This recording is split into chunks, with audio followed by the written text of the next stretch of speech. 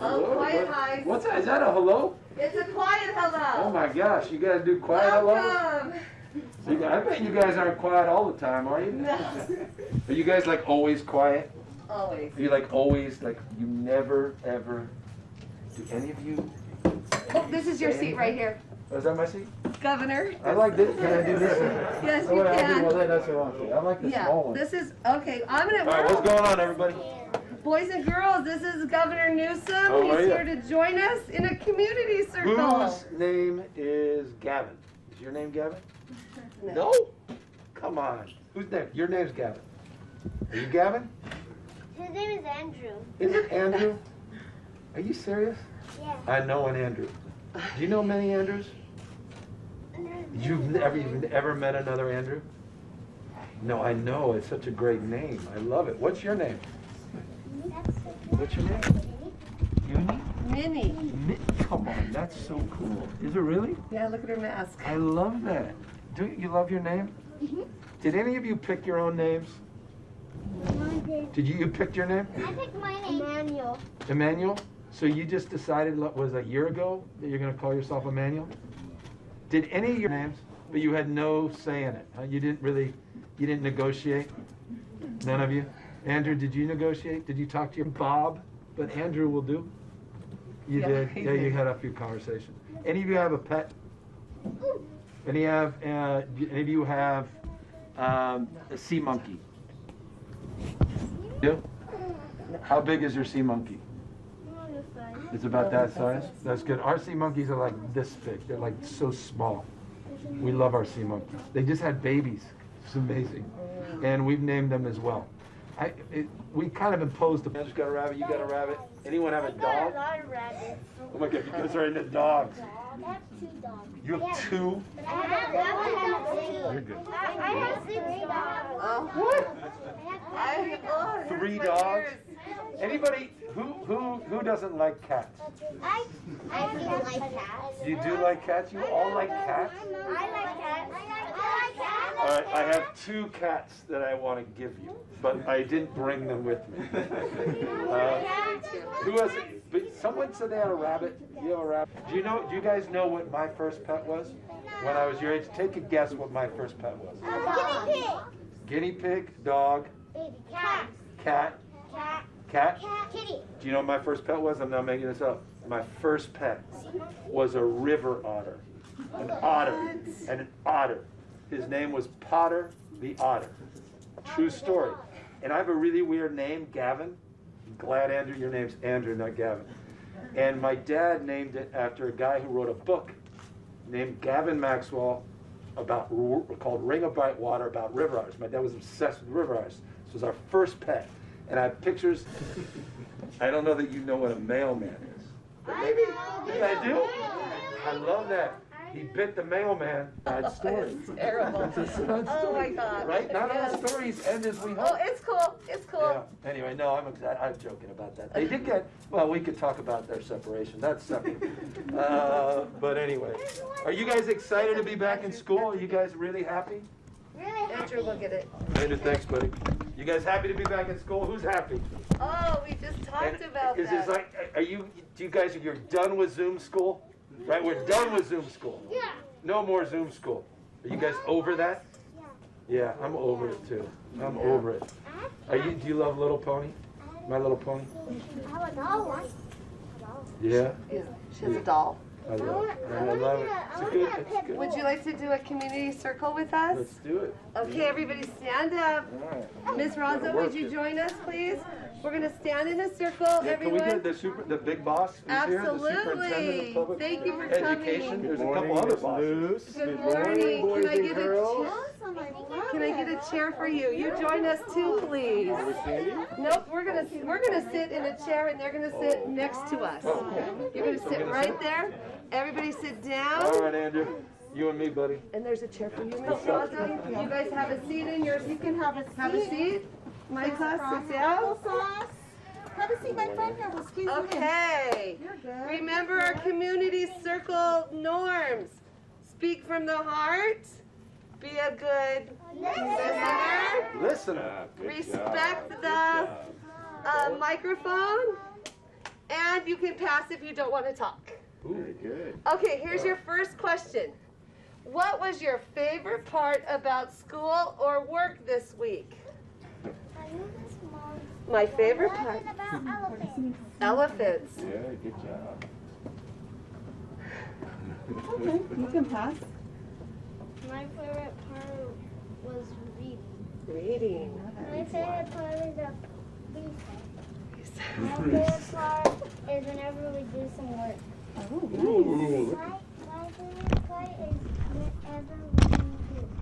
Whatever we do. So, My favorite part is about learning. Miss yeah, Raza. look at My you guys. favorite is It could be anything, whatever was your favorite for this week. writing. Love Writing? it. My favorite place was eating. Oh. My favorite place was doing homework. Wow. Love your homework. Give it to Mr. Thurman. Yeah. You want to go first? No, you go. My favorite part was coming to Jones Elementary School. Oh, look at that. You know why he's superintendent. Learning? What was your favorite part, Andrew? It's your turn. I'm a little shy. Can you go? I'm a little nervous. My favorite place is to go outside. Okay, being outside. My favorite part was having everybody in here and meeting our new superintendent and our everything. Just, I'm so excited. My favorite part was doing homework and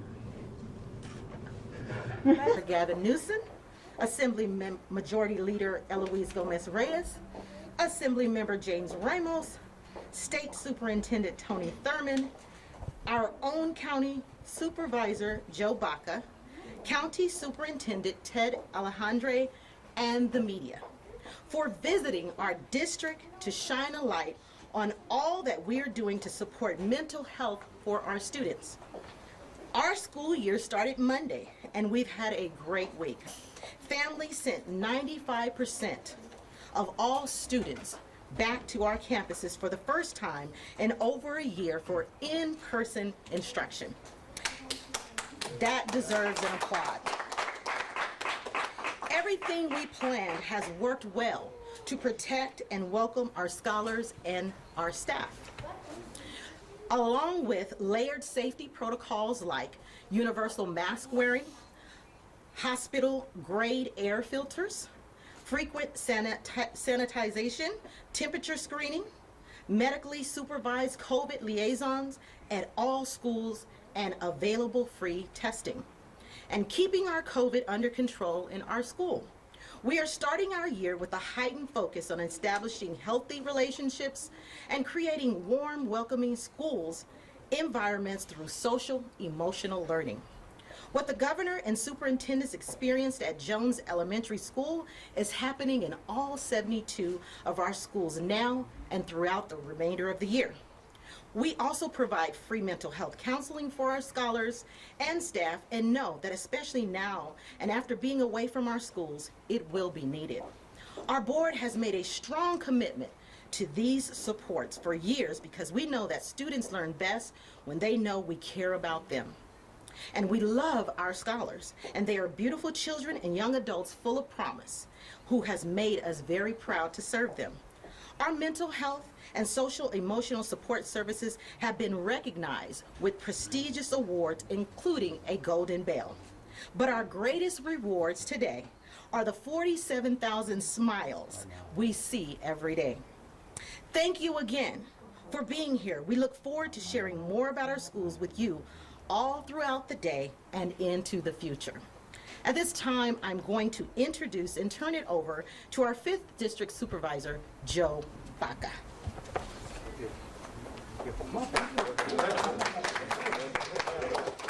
Yeah.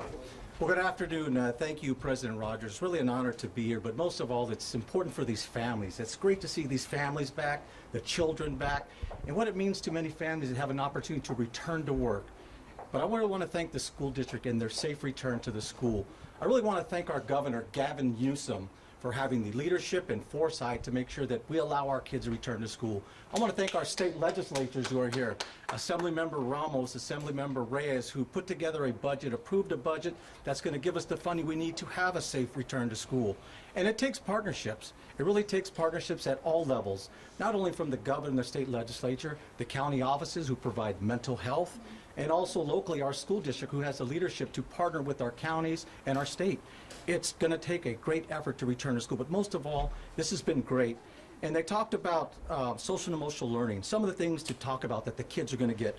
Relationship skills. They're now going to socialize. They're going to socialize with their friends. Social awareness. They're going to start to learn who they are. This year has been tough. And I can speak from personal experience as a school teacher. I taught in a distance learning classroom. I know the struggles these kids have. Many drop out, many have challenges, but they're back. They're back because the leadership of our state government. Give it up for our state officials doing a great job. Thank you, Governor Newsom. So on behalf of the 5th District, I'm excited and excited for these kids. And I can speak from personal experience. I have a daughter attending this school district. But Governor Newsom, thank you for your leadership, and state legislatures, Assemblymember Ramos and Eloise for your leadership. And next, it gives me great pleasure to introduce my good friend and a champion for mental health, the Assembly member for the 40th District. Let's give it up for James Ramos. All right. Well, thank you, Supervisor Baca, and I want to thank you here, as well as Superintendent Thurman for being here, State Superintendent, and the Governor, Gavin Newsom. This year, historically, $123 billion has been put into education throughout the state. And prior to that, AB 2112 established the Office of Suicide Prevention in the state of California for the first time in the history of the state, showing that the resources for mental health is needed throughout the state and throughout different areas in the state itself. Here in the San Bernardino City Unified School District, money has been allocated through the budget to work and to provide resources for our students that are returning back to school now. Let's make sure that those resources are available to them, because we know that mental health is something that we all start to struggle with in our lives, no matter what age you are. If you're 40, 50, 60, but let's remember our youth in our communities, our youth that we're asking to come back to school now in a safe environment. Let's make sure that we're preparing them to be successful, that the mental health resources are there. The Governor, Gavin Newsom, has put forward resources to make sure that those resources are available to our students and our youth throughout the state of California and here in the city of San Bernardino and the youth that are here, as well as our Superintendent of Instruction, Tony Thurman, has made it an endeavor for him to focus on mental health resources. And what happens with the resources that are going to be coming into this district will provide for resources and training for those academics and the teachers in our area to be able to identify things that students are going through that might be a trigger point to start to look at mental health moving forward. These are areas that we want to make sure that we're highlighting, and through the leadership of the state of California with the Governor, Gavin Newsom, and Superintendent Tony Thurman, these resources are something that's at the forefront now, no longer a second thought, but they're at the forefront of all the issues that we're discussing as we're asking students to come back to school in a safe environment, making sure that our students are safe, making sure that our administration is safe, and making sure that our teachers have a safe environment to teach in. These are things that we're focused on, the state legislature, and working with the administration and Superintendent Thurman. Now it gives me great pleasure to introduce, for the first time from the San Bernardino area, a majority leader representing the state of California, our majority leader for the State Assembly, Eloise Gomez-Reyes.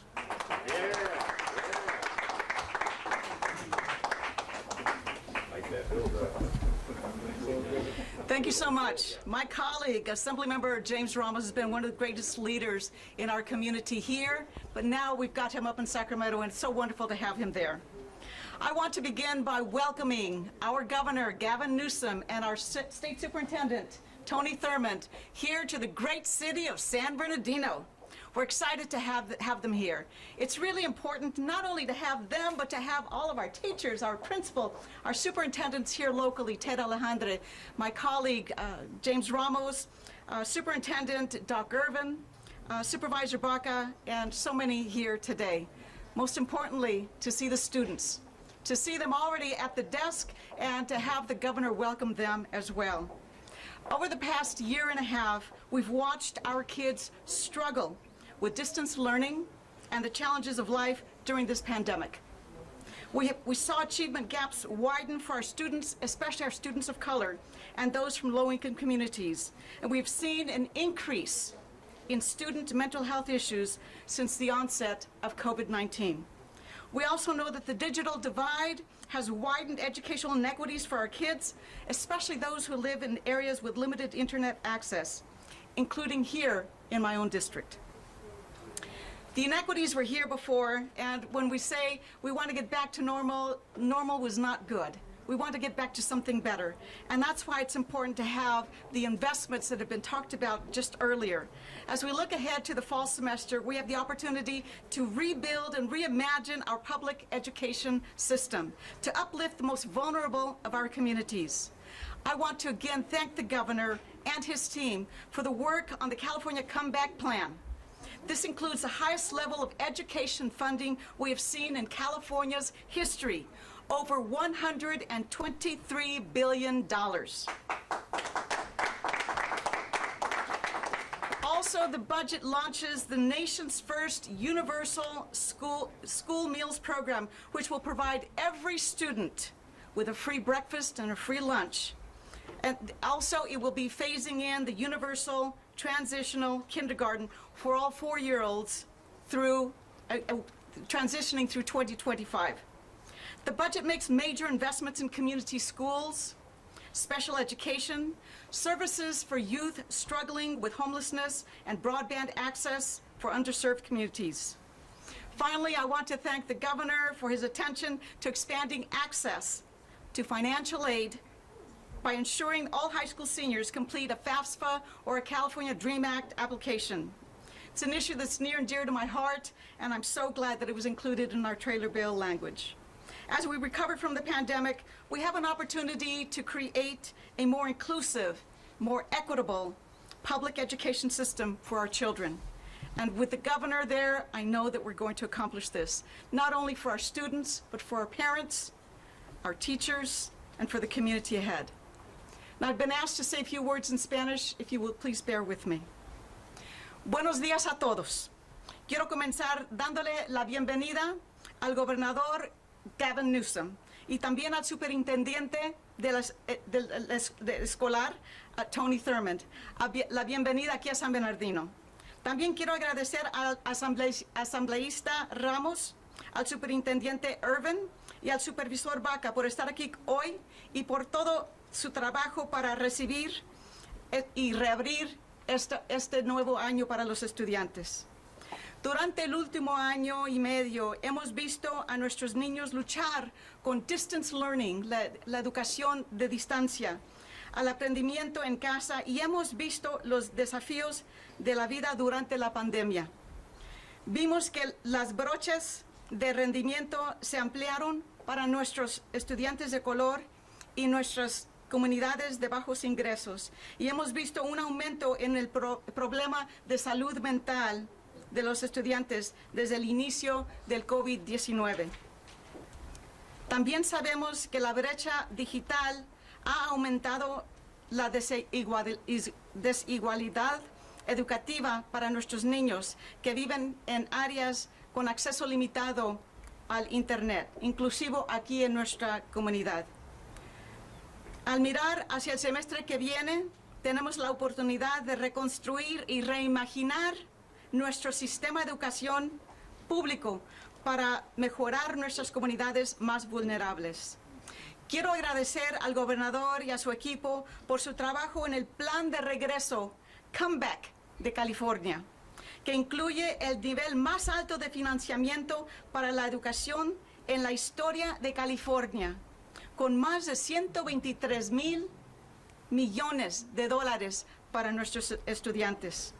También quiero agradecerle el programa de comidas escolares universales, la primera en la nación, que provee la comida para nuestros estudiantes, del desayuno y del almuerzo para todos los estudiantes. Algo muy importante. También el programa de kindergarten transición universal para todos nuestros niños de 4 años de edad.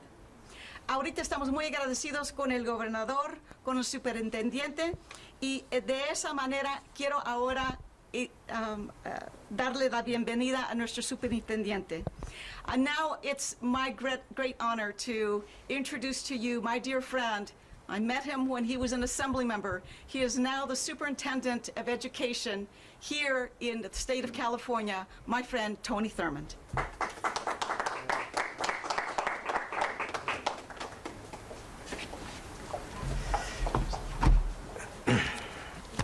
Thank you to the Majority Leader.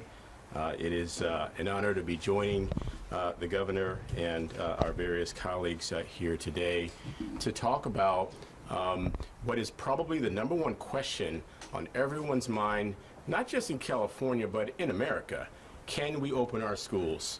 And the answer should be obvious, because you got to see it here today at Jones Elementary School. A round of applause for all the educators and staff and administration at Jones. Thank you for your incredible leadership. And to Superintendent Irvin, who is here as well. This is an important day.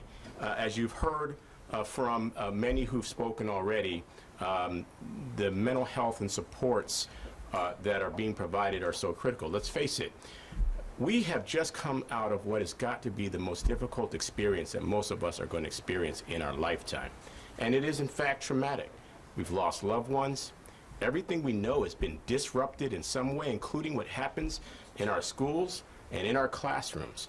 And so, as we deal with the trauma that that creates, it is so important to lift up these incredible resources that are provided to support our students and their families as we roar back out of this challenge, if I can borrow from the governor a term that I've heard him use. And I'm grateful to everyone who is here, and I'm grateful to the governor and my colleagues serving in the legislature. You heard from the Majority Leader and Assemblymember Ramos.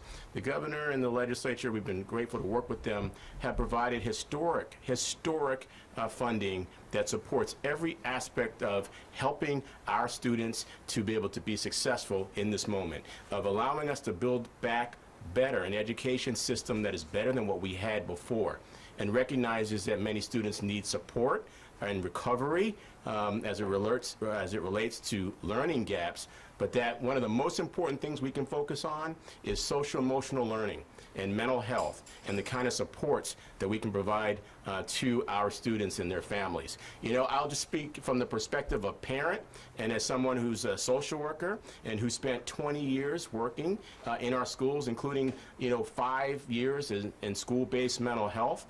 These resources that you're hearing about today are critical. And just so that you know, to put it in context, billions, literally billions, being put together to support community schools that will have all the wraparound supports that are needed. $3 billion for supporting mental health for young people from birth through age 25, guided by the governor. And I'm just grateful that the legislature and the governor supported a proposal that our office sponsored to utilize more Medi-Cal dollars to provide more mental health.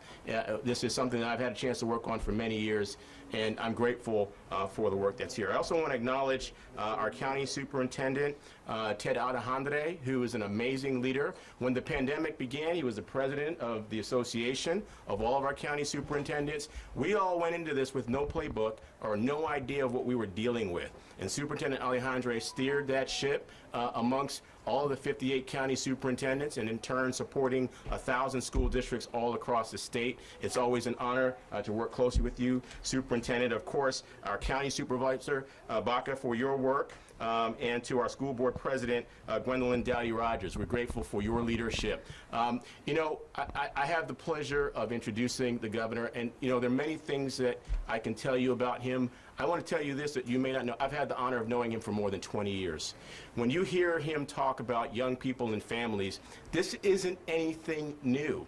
He was really trying to architect programs even back to his days on the Board of Supervisors and mayor that were all about supporting young people. When I first met him, it was all about focusing on how do we provide key resources to support young people, mentors, healthcare, career training. All of this is part of the message that has been part of his body of work the entire time that he has been elected. And it is amazing that in this moment, where we see the greatest financial investment in education that we will probably ever see, that he has helped to steer that along with these incredible legislators who are here today. It's an honor to work with him. He's out there every single day, getting our state open again, small businesses, supporting our communities, and of course, supporting our schools. Please welcome our 40th Governor, Gavin Newsom. Well, it's great to be here with all the kids back in school. Obviously, I'm proud to be here with all the elected officials, remarkable leaders. But there's nothing that lights you up more than seeing young children, particularly children that said their favorite part about being back in school is all the new homework they're getting. And they actually were serious about that. And their favorite subjects being math and science and reading. And this is a scene that's now being replicated all throughout the state of California. This was a big week in public education, first big district to open this week. Stockton opened as well. You'll start to see LA Unified and others open over the course of the next few weeks. We're getting all our kids safely back into in-person instruction, and we're doing it in a sustainable way. We don't want to do it in an episodic way. We want to do it in a safe way where these kids can get that full support. When we talk about social emotional learning, that has no substitute. You can't get that respectfully on Zoom school.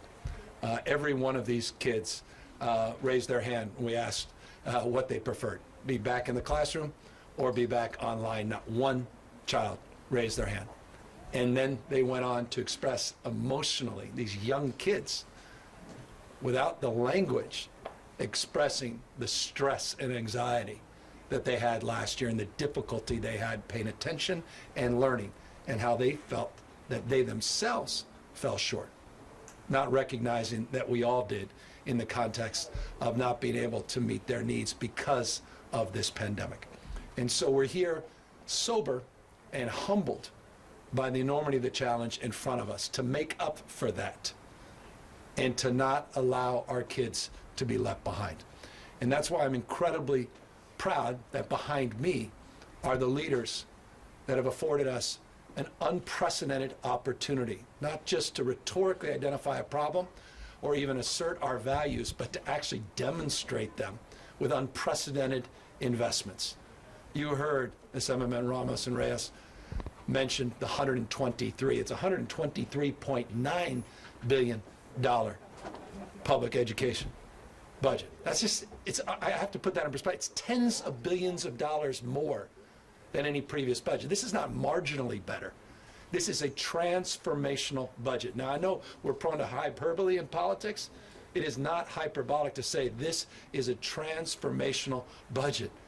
You heard the Assemblywoman talk about a brand new grade. We have committed to a brand new grade, TK, for all Californians here in the state of California. And there's 2.7 billion reasons that that's not just a promise. We're going to deliver on it. After School for All and full summer immersion, we've been talking about that for decades in the state of California. Quite literally, 3-4 administrations prior have been talking about the importance of after School for All and summer school for all. This year, we fully funded it. $5 billion commitment to get that fully done by 2025. $5 billion just for that proposal. We believe that we can do more and do better when we have more resources in the classroom. We met 2 remarkable counselors in 2 classrooms we just visited.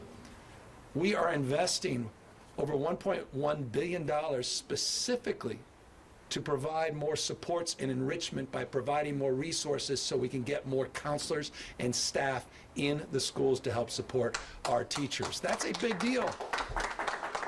We've been talking about that. We talk about it every year.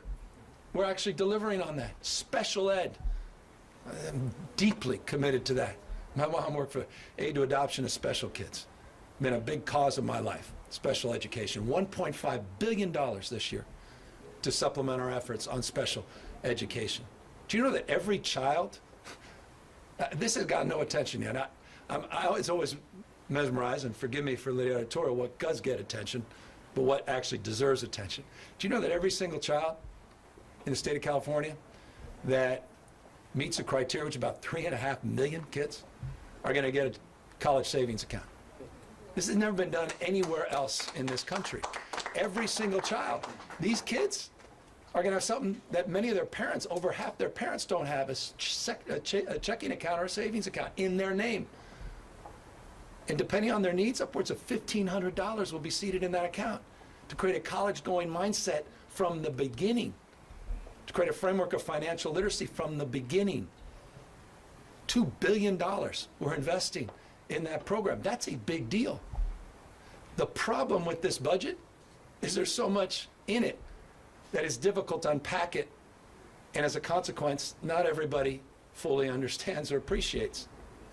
That includes the $4 billion for communities, well, not community schools, the $4.3 billion that was referenced twice by the superintendent for behavioral health. Not $4.3 billion. Everyone 0 to 25 to get screened and to get service and support for their behavioral health needs. We've never done anything like this in California's history across the board. We talk a lot about that, but we're doing it at scale. $3 billion for community schools, high-dose tutoring, comprehensive full-service community schools. Go on and on. Really proud of this budget. Proud of the remarkable leadership in the Assembly, remarkable leadership in our state Senate. This is a full-throated commitment to transform public education in the state of California. It's a full-throated acknowledgement that we have to do more and do better. It's a full-throated acknowledgement of the stress and the anxiety the superintendent referenced that so many of you, all of you, have gone through, particularly parents, in the last year, year and a half. And so this is a, forgive me, a proud moment to see these kids back in school, to see this scene replicated all throughout the state of California, to be here with these remarkable leaders, Dr. Superintendent, others, principal, that have just done a remarkable job raising people's spirits and expectations and holding us in Sacramento a higher level of accountability. And so we're here in that spirit, in that light of optimism, but recognition that we still have a lot of work to do to make up for the challenges that these kids experienced last year and to work through, final words, this Delta variant. Now, we've been previewing this for many, many months. We were managing and monitoring over 12 different mutations of this virus over the course of the last 9 months to a year. The West Coast virus, of which there were 2 variants, was the dominant variant here in the state of California. That's no longer the case. Not to some of the rest of the country, the Delta variant. And while it's true that California has administered more doses of vaccine than any other state in the nation, over 45 million, about 18 million more than the next highest state, we still haven't gotten enough people vaccinated. We are top 10 in the United States in adults and those eligible being vaccinated. 76.7% of all eligible Californians, I'll repeat that, 76.7% of all eligible Californians have received at least 1 dose, but it's not enough. So we can end this pandemic. We can put this behind us in a month. It's a choice at the end of the day. Invariably, you're going to ask me about mask mandates. If we get everyone vaccinated, that'll be the last time you have to ask that question. We could take these masks off once and for all. Those that are unvaccinated need to get vaccinated. That way we can keep our kids without any stress or anxiety back in person throughout the school year. We can keep our businesses open without any stress or anxiety throughout the recovery period. We have that capacity. And so we are going to continue to do more in that space. We announced some efforts yesterday. Today we'll be announcing more efforts for our Medi-Cal population, as the superintendent reminded me in his reference to the work he's done in that space. And we'll continue to take a leadership position in contrast, respectively, to many states. And I just want to end on that point. This mask mandate, we were one of the first states for our public school system to put that in place. This was before the CDC came out with their recommendation, and it was before the American Academy of Pediatrics came out with that recommendation. But nonetheless, they did come out with those recommendations, and it's the right recommendation. And I'm confident the path we're on, and I hope other states and certainly hope all districts follow the example here in San Bernardino City, where they have embraced that mandate, and you see that in the faces of every kid with all their remarkable resilience. I got 4. Oldest is 11, youngest is 5. I know a thing or two about their resilience. One of my kids, I can't get the mask off, even when he's in bed and we're reading to him. They want to feel safe. Their parents want them to feel safe, and we want them educated. And so we're here again on the first week of school, supported and supportive of the remarkable leadership that we see here in this district and in 72 remarkable schools. It's wonderful to be here. And of course, now we're happy to take any questions, any of us, but again, with deep recognition and reverence for all of the paraprofessionals and teachers that made all this possible. Any questions? Hi, Governor. Kimberly Chang with KTLE News. To follow up on the mask mandate in schools, the OC Board of Education voted to file a lawsuit. They called it a burden and referred to the emergency order mandate as a violation of constitutional law. Your response, Governor? We want to keep our kids safe. We want them back in person for in-person instruction. We don't want our kids back on Zoom school. We don't want our kids back online with all the disparities that were self-evident in another classroom I was in when I asked them how their download speeds are, and the fact that a young child in first grade is talking about download speeds suggests everything you need to know about the nature of the impact of this pandemic and how disproportionate it's been. We have in our education code this requirement, and we expect districts, as we always have, to abide by what's in the education code across the spectrum. And we will hold firm in terms of those recommendations that are aligned with the CDC and aligned with the American Academy of Pediatrics, which I'm more interested in their counsel and advice than respectfully those that are seeking to move in the direction of Florida and other states. Good afternoon, Governor. Christina Gonzalez, Fox 11. 2 quick questions. I know universal pre-K is huge for you, and I can see you beaming about it. Maybe perhaps before 2025, but with that in mind, I mean, and with children still not getting vaccinated, do you see as a possibility in our future a mandate to get, for example, the adults working with kids vaccinated, or in some other cases? Look, we're confident in the approach that the districts have taken. We put $4.6 billion up, the Assembly members and legislature, to focus on improving ventilation, to improving the access to PPE and other sanitation investments, masking, the testing, the contact tracing components, the partnerships with the counties, improving our relationship to our own state-run Valencia Labs testing facility, and to provide an abundance of resource with the flexibility to get our kids safely back in school. At the end of last school year, we were successful in that effort. I'm confident we'll be successful into this school year, and that's where we are today. As it relates to broader mandates, you saw what we did 48 hours ago.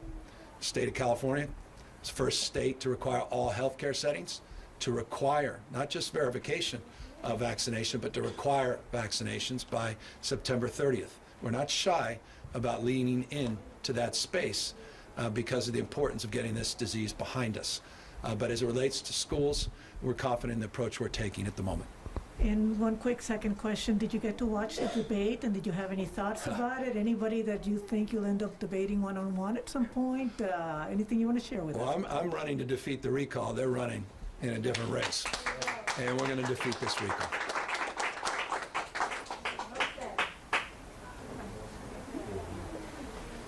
Hello, Governor.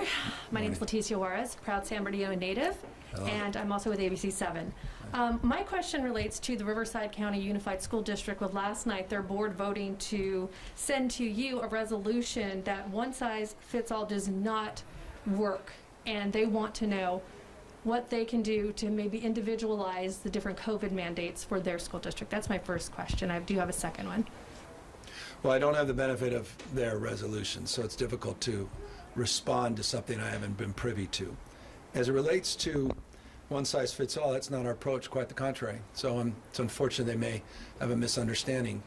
The superintendent can speak to this much more eloquently than I, but we've created a remarkable amount of flexibility in terms of the utilization of an unprecedented amount of resources the state is providing as it relates to addressing the issue of public health in our schools. As it relates to masking, we just believe that's the appropriate strategy. But as it relates to strategies in terms of public safety and health within the schools themselves, we are not prescriptive whatsoever. And we provided toolkit, technical assistance. We provided a doctor, a world-renowned doctor who's an expert in pediatrics to help with technical assistance. We have a Safe Schools team that goes out on site to provide best practices and other supports. So I'll take a look at the resolution. I'll